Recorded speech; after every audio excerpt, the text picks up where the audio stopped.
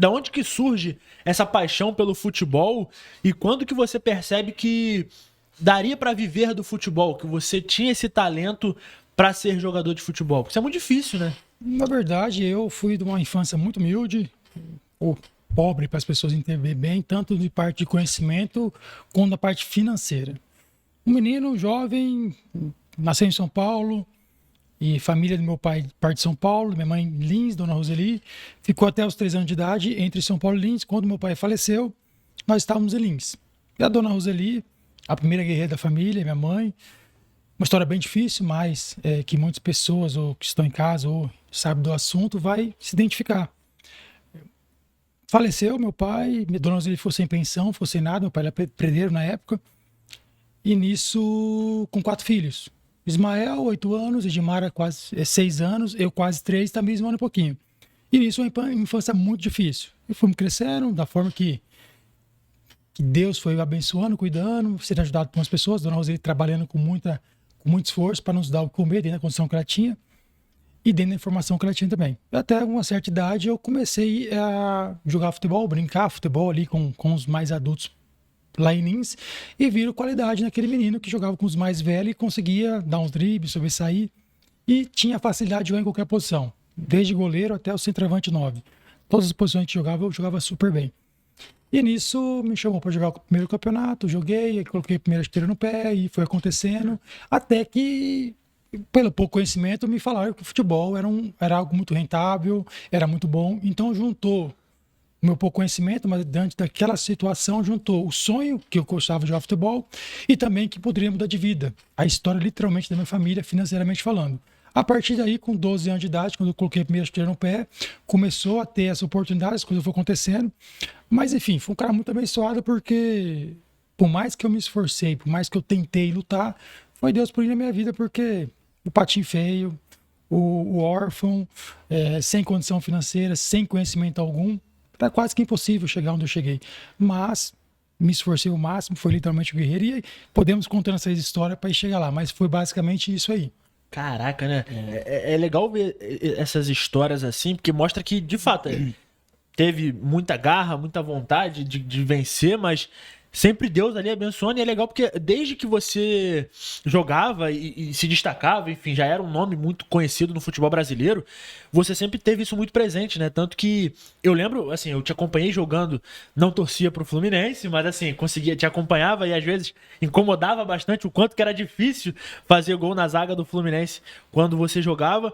E você sempre foi muito respeitado, muito sereno, muito tranquilo. Ninguém odiava. Não, a relação dele com os rivais era uma coisa respeitosa. Exato. Né? Eu já tive situação de clássico, de amigos, né, falarem que já pediram pra tirar foto em dia de clássico.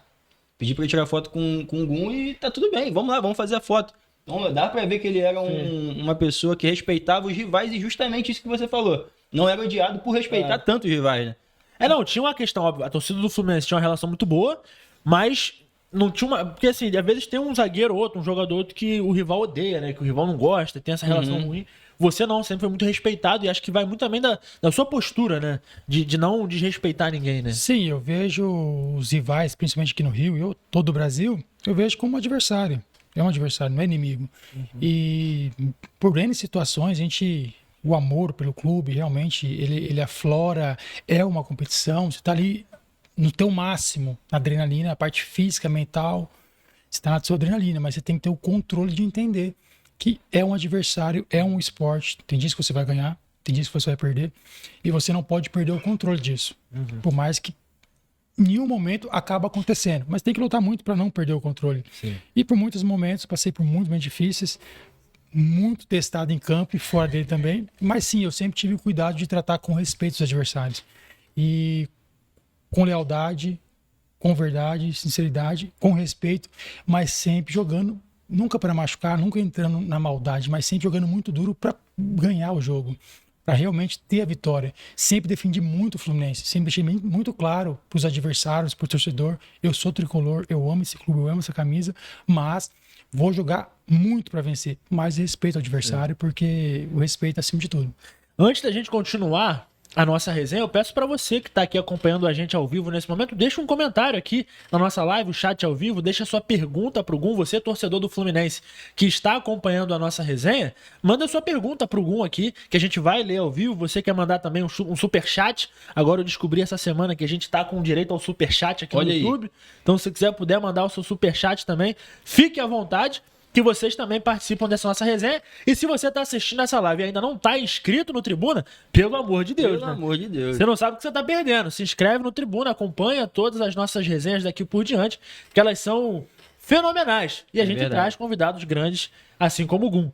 E eu É queria isso. perguntar, Gum, tive que fazer esse nosso merchan, mas uma coisa que me chamou a atenção dessa sua fala, de ter sido muito testado em campo, tem alguma memória sua de um clássico que tenha te marcado nesse sentido, assim, algum adversário, algum atacante rival, que tinha uma rivalidade maior que você falava, cara, não acredito que eu vou enfrentar esse cara hoje. Ele tinha que ter uma concentração redobrada?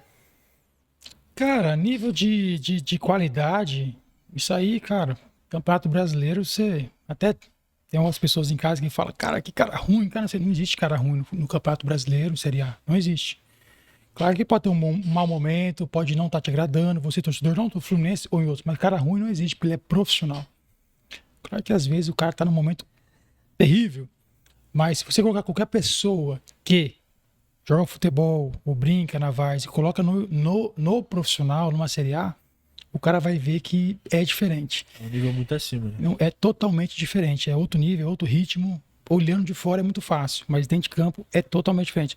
Mesmo porque até viu o Michael jogou no Grêmio, volante, ele falou, se fosse fácil jogar, não teria 100 mil, 80 mil, 50 mil lá na arquibancada e 22. Seria o contrário, teria 22 na arquibancada e os tantos mil no campo. Mas respeito a opinião de todos, realmente tem que entender que às vezes o cara não tá no momento bom, é algo físico, algo emocional e o cara realmente trava. Mas o cara tem qualidade. Agora, e sempre me preparei muito bem. Por exemplo, marcar Adriano Imperador, Wagner Love, né, aquele ataque, Neymar de um lado, Robinho do outro, André, Ganso, Arouca, Wesley, o time voando, do Santos, como marcamos. E outros times mais, o próprio Fla-Flu, Paulo Guerreiro, quando veio do Corinthians voando, e os caras jogando bola. É muita qualidade, é muito craque. Aí pega Ronaldinho Gaúcho, enfim, Luiz Fabiano, Ricardo Oliveira, eu vou esquecer de alguns aí, Ronaldo. Tu chega a marcar o Ronaldo pela ponte, né? E quando ele voltou, mesmo acima do peso, cara, quando ele arrancava, quando ele queria jogar, é complicado. Mas o que eu pensava nessa questão de marcação de qualidade? Não tem como você se preocupar com o adversário. O adversário tem qualidade. Vai pegar um Neymar, vai pegar um Robinho, pegar uns caras desses, os caras têm qualidade. O que eu tinha que fazer? Tá no meu melhor. Tá no meu melhor para poder entregar o meu melhor. E mesmo no melhor, cara, os caras são diferenciados. Pegar um Neymar na época que ele voava, não tinha como marcar. A verdade é essa. Sozinho não tem como marcar, você tem que ter um sistema. O Neymar liso, ensaboado. Já conversava de lembra de Eusébio? Eu vou chegar e vou marcar. Só que se ele passar, você tem que estar na sobra. Porque você vai estar. Quando ele se passar de você, já vou estar na sua sobra de novo. E assim era a marcação. Quando pegava esse jogador diferenciado, era assim que a gente fazia. Um sistema defensivo muito bem montado, um casamento perfeito do zagueiro, da zaga, enfim, para que ele pudesse sobrepor uma qualidade imensa. Porque você olha os lances do Neymar na época de Barcelona jogando, parecia criança estava marcando ele. Ele driblava uma facilidade, ou qualquer tipo de craque assim. Se você marcar um time muito bom, tem que ter um sistema defensivo com um bom entrosamento. E eu sempre me preparava muito bem para estar no meu dia melhor e tentar fazer realmente da melhor forma. Agora, o nível Neymar é um pouquinho mais complicado. Mas muitas vezes os outros, assim, Fla-Flu, Paulo Guerreiro, cara, foi um dos caras que eu tive mais prazer de marcar, foi o Paulo Guerreiro. Sério? Sério. E todo mundo fala que ele era um pivô muito chato, né? Ele fazia uma parede. De incomodar. A chapa esquentava. Ele vindo pra cima e eu marcando firme, olhando duro e eu duro também. E, cara, cada clássico teve um momento de lance assim, que eu lembro que tinha cruzamento na área que eu tirava assim na ponta do pé. Ou então dava um peixinho e a bola raspava assim na cabeça, ele atrás já pra fazer o gol. Eu olhava assim com uma raiva. Enfim, cara, são lances que acontecem assim que você fala, cara, que legal. E ele também não falava português, então era um irmão pra lá. Outro que eu marquei também assim, o Louco Abreu. Louco Abreu. Cara, o Louco Abreu era muito alto, era mais alto que eu. E era muito bom de cabeça. Se você não poderia dar meio passo. Aliás, você marcando ele perto já era difícil, porque ele era mais alto. E é muito bom de tanque cabeça. também, né? Forte Justamente. toda a vida. Isso. Assim, não era aquele cara de movimentação, era um cara pivôzão, mas com É qualidade. chato, né? Uma personalidade. Cara, enfim.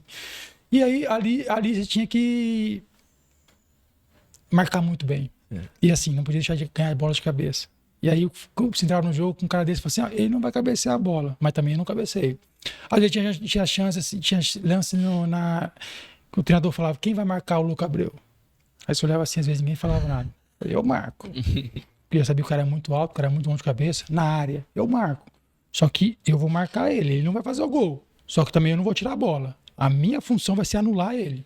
Eu e ele nós vamos ficar abraçados o jogo todo. A bola vai passar, alguém tira a bola.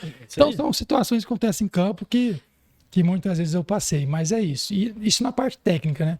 Agora na parte física, na parte de sobrepor palavras. Alguma história aí que... Luiz Fabiano. Essa é legal. O Luiz Fabiano, eu marcando ele, Fluminense São Paulo. E palavra do futebol, estralando também. Um cara duro. E ele gosta de briga, todo mundo sabe disso. Foi ele que falou: prefiro uma briga do que fazer gol. Prefere ajudar na briga do que bater o pênalti. Foi.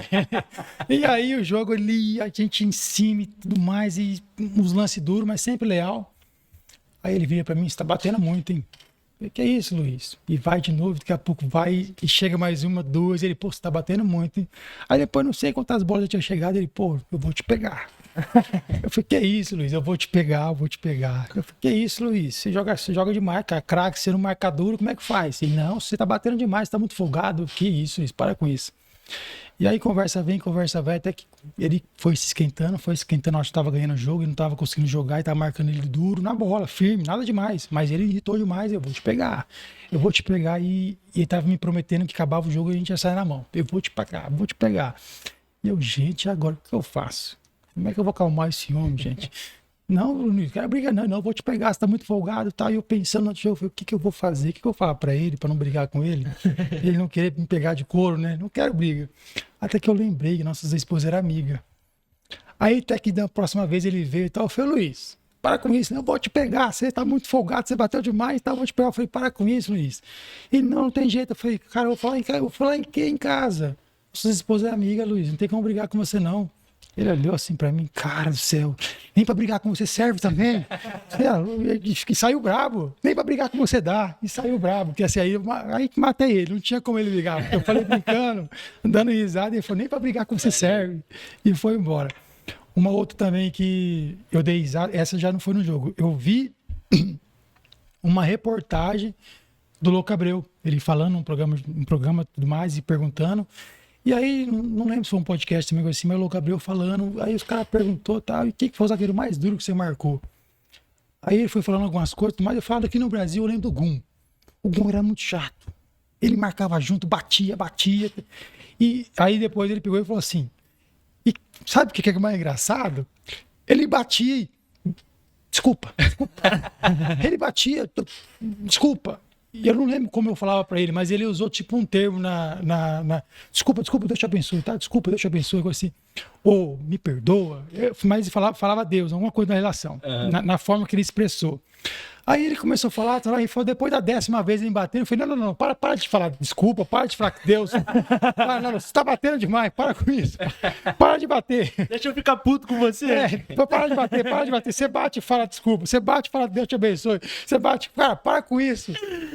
Aí ele deu risada também na entrevista, deu risada, mas cara, o cara marcou muito. No Brasil, o cara mais que me deu trabalho realmente foi ele. E era um cara muito difícil de ser marcado, principalmente na bola aérea, muito alto, muito específico. Se não marcasse realmente perto e de uma forma dura, mas leal, ele com certeza ia fazer muitos gols. Eu ia até